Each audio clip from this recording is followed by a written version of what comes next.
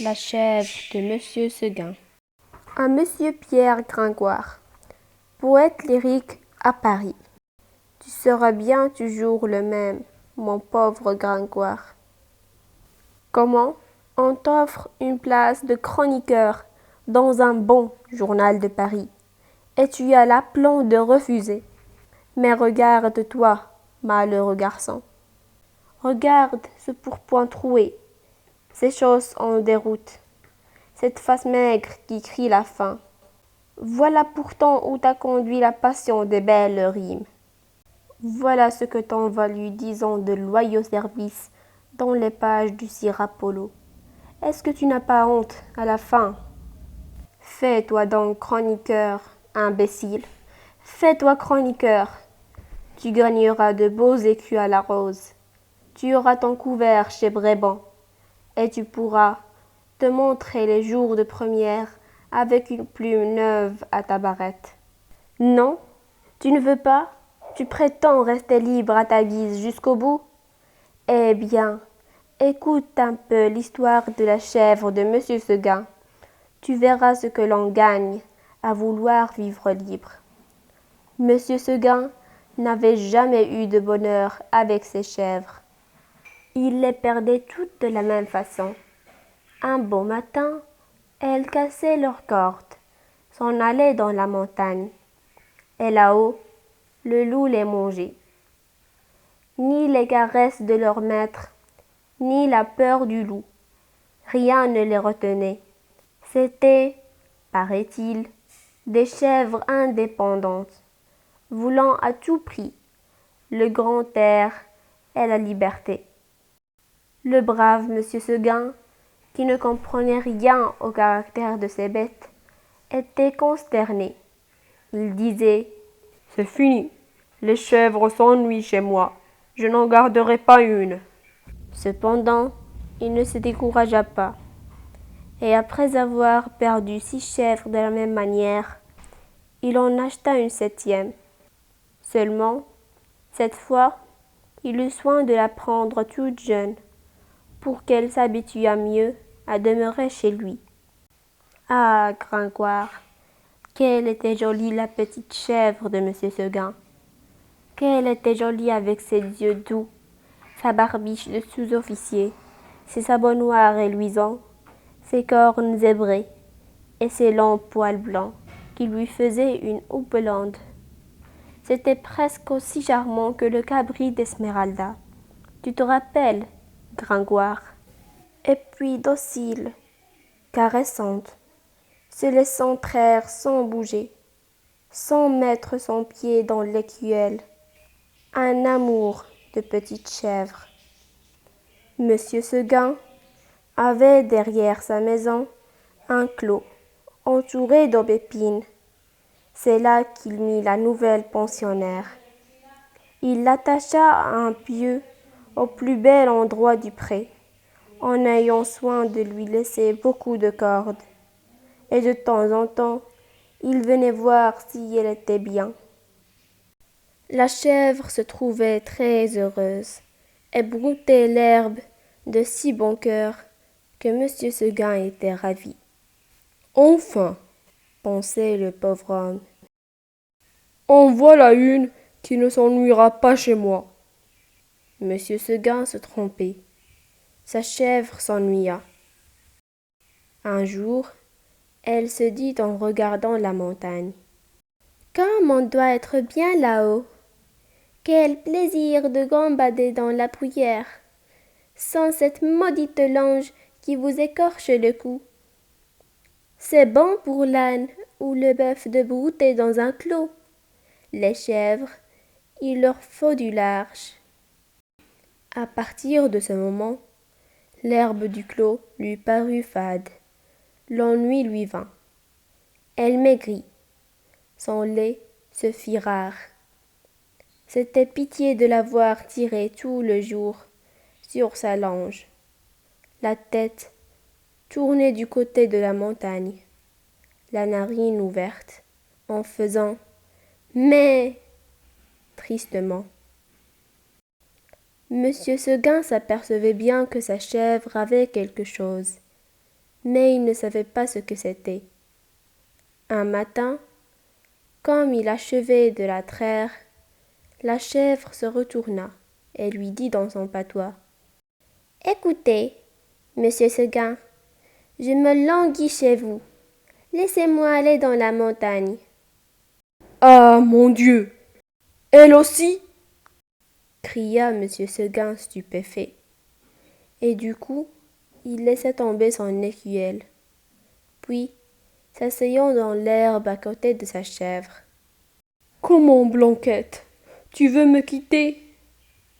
Et Blanquette répondit: Oui, monsieur Seguin. Est-ce que l'herbe te manque ici? Oh non, monsieur Seguin. Tu es peut-être attaché de trop court. Veux-tu que j'allonge la corde? Ce n'est pas la peine, monsieur Seguin. Alors, qu'est-ce qu'il te faut? Qu'est-ce que tu veux? Je veux aller dans la montagne, monsieur Seguin. Mais malheureuse, tu ne sais pas qu'il y a le loup dans la montagne. Que feras-tu quand il viendra? Je lui donnerai des coups de corne, monsieur Seguin. Le loup se moque bien de tes cornes. Il m'a mangé des biques autrement cornées que toi. Tu sais bien, la pauvre vieille Renaude qui était ici l'an dernier. Une maîtresse chèvre, forte et méchante comme un bouc. Elle s'est battue avec le loup toute la nuit. Et puis le matin, le loup l'a mangée. Pécaïr, pauvre Renaud, ça ne fait rien, monsieur Seguin. Laissez-moi aller dans la montagne. Bonté divine, dit monsieur Seguin. mais qu'est-ce qu'on leur fait donc à mes chèvres? Encore une que le loup va me manger? Eh bien non, je te sauverai malgré toi, coquine. Et de peur que tu ne rompes ta corde, je vais t'enfermer dans l'étable. Et tu y resteras toujours. Là-dessus, monsieur Seguin emporte la chèvre dans une étable toute noire, dont il ferma la porte à double tour. Malheureusement, il avait oublié la fenêtre, et à peine eut-il le dos tourné que la petite s'en alla. Tu ris, Gringoire. Parbleu, je crois bien. Tu es du parti des chèvres, toi, contre ce bon monsieur Seguin. Nous allons voir si tu riras tout à l'heure. Quand la chèvre blanche arriva dans la montagne, ce fut un ravissement général. Jamais les vieux sapins n'avaient rien vu d'aussi joli. On la reçut comme une petite reine. Les châtaigniers se baissaient jusqu'à terre pour la caresser du bout de leurs branches. Les genêts d'or s'ouvraient sur son passage et sentaient bon tant qu'ils pouvaient. Toute la montagne lui fut faite. Tu penses, Gringoire, si notre chèvre était heureuse. Plus de cordes, plus de pieux. Rien qui l'empêchât de gambader, de brouter à sa guise. C'est là qu'il y en avait de l'herbe, jusque par-dessus les cornes, mon cher. Et quelle herbe, savoureuse, fine, dentelée, faite de 1000 plantes. C'était bien autre chose que le gazon du clos. Et les fleurs donc, de grandes campanules bleues, des digitales de pourpre, à longs calices, toute une forêt de fleurs sauvages, débordant de sucs capitaux. La chèvre blanche, à moitié saoule, se vautrait là-dedans les jambes en l'air, et roulait le long des talus, pêle-mêle, avec les feuilles tombées et les châtaignes. Puis, tout à coup, elle se redressait d'un bond sur ses pattes. Hop!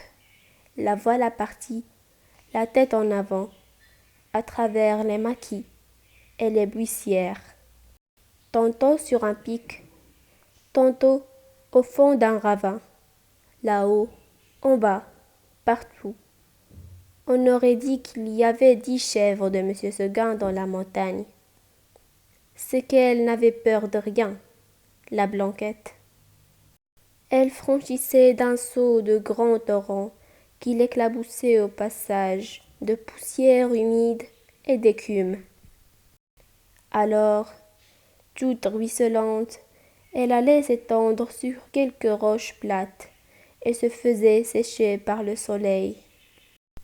Une fois, s'avançant au bord d'un plateau, une fleur de cytisodon, elle aperçut en bas, tout en bas dans la plaine, la maison de monsieur Seguin, avec le clos derrière. Cela la fit rire aux larmes. Que c'est petit, dit-elle. Comment ai-je pu tenir là-dedans? Pauvrette, de se voir si haut perché, elle se croyait au moins aussi grande que le monde. En somme, ce fut une bonne journée pour la chèvre de monsieur Seguin. Vers le milieu du jour, en courant de droite et de gauche, elle tomba dans un groupe de chamois en train de croquer une lambrusque à belles dents. Notre petite coureuse en robe blanche fit sensation. On lui donna la meilleure place à la lambrusque, et tous ces messieurs furent très galants. Il paraît même, ceci doit rester entre nous, Gringoire, qu'un jeune chamois à pelage noir eut la bonne fortune de plaire à Blanquette. Les deux amoureux s'égarèrent parmi le bois 1 heure ou 2. Et si tu veux savoir ce qu'ils dirent, va le demander aux sources bavardes qui courent invisibles dans la mousse. Tout à coup, le vent fraîchit, la montagne devint violette. C'était le soir. Déjà? Dit la petite chèvre. Et elle s'arrêta fort étonnée. En bas, les champs étaient noyés de brume. Le clos de monsieur Seguin disparaissait dans le brouillard. Et de la maisonnette, on ne voyait plus que le toit, avec un peu de fumée. Elle écouta les clochettes d'un troupeau qu'on ramenait, et se sentit l'âme toute triste. Un gerfaut, qui rentrait, la frôla de ses ailes en passant. Elle tressaillit. Puis, ce fut un hurlement dans la montagne.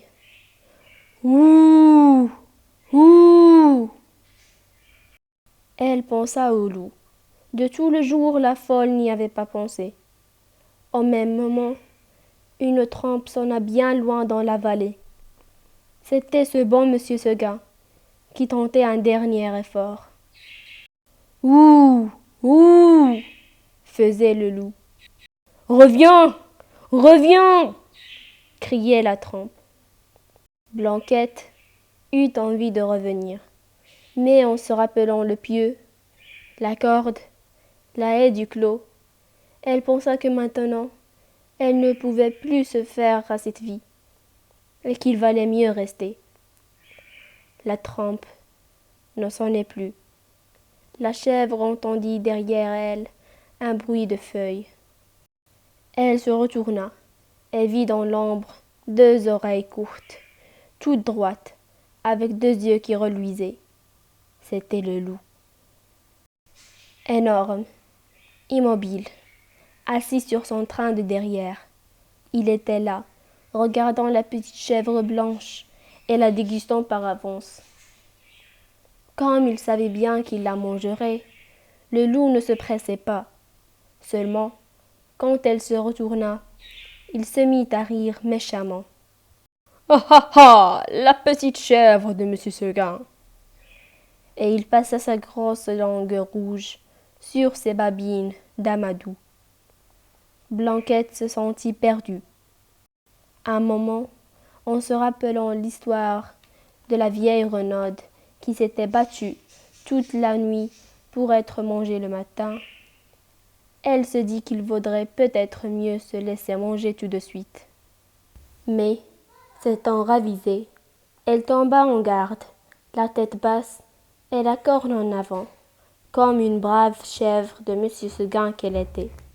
Non pas qu'elle eût l'espoir de tuer le loup.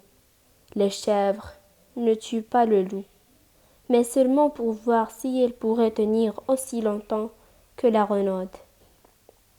Alors le monstre s'avança, et les petites cornes entrèrent en danse. Ah, la brave petite chevrette, comme elle y allait de bon cœur. Plus de 10 fois, je ne mens pas, Gringoire. Elle força le loup à reculer pour reprendre haleine. Pendant cette trêve d'une minute, la gourmande cueillait en hâte encore un brin de sa chère herbe. Puis, elle retournait au combat, la bouche pleine. Cela dura toute la nuit. De temps en temps, la chèvre de M. Seguin regardait les étoiles danser dans le ciel clair, et elle se disait « Oh, pourvu que je tienne jusqu'à l'aube !» L'une après l'autre, les étoiles s'éteignirent. Blanquette redoubla de coups de corne, le loup de coups de dents. Une lueur pâle parut dans l'horizon. Le chant du coq enroué monta d'une métairie. Enfin, dit la pauvre bête, qui n'attendait plus que le jour pour mourir, et elle s'allongea par terre dans sa belle fourrure blanche, toute tachée de sang. Alors le loup se jeta sur la petite chèvre et la mangea. Adieu, Gringoire. L'histoire que tu as entendue n'est pas un conte de mon invention. Si jamais tu viens en Provence, nos ménagers te parleront souvent de la cabre de Monsieur Seguin, que se bataillait toute la nuit, aimait loup. Pied loup matin, loup l'a mangé. Tu m'entends bien, Gringoire? Et pied loup matin, loup l'a mangé.